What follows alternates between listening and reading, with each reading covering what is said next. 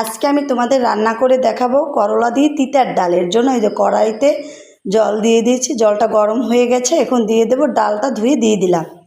এই যে দেখো ডাল ধুয়ে দিয়ে দিয়েছি, দেবো লবণ আর দিয়ে দেবো কাঁচা লঙ্কা। কাঁচা লঙ্কা দিয়ে দিয়েছি। এখন ডালটাকে ভালো করে সিদ্ধ করে নেব। এই দেখো ডালটা প্রায় মোটামুটি সিদ্ধ হয়ে আসছে। এই যে আমি পেঁপে কুটে রেখেছি, পেঁপে দিয়ে তিতার ডাল রান্না করবো। অনেকে চাল কুমড়ো দিয়েও রান্না করে, আমি আজকে পেঁপে দিয়ে রান্না করে দেখাবো। এই যে পেঁপেগুলো দিয়ে দিয়েছি। এখন পেঁপে দিয়ে ভালো করে আরেকটু সিদ্ধ করে নেব ডালটা।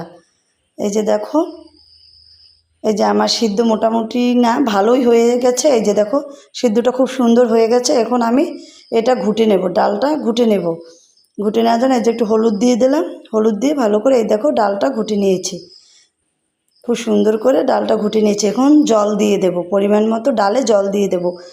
এই যে পরিমাণ মতো জল দিয়ে দিচ্ছি। এই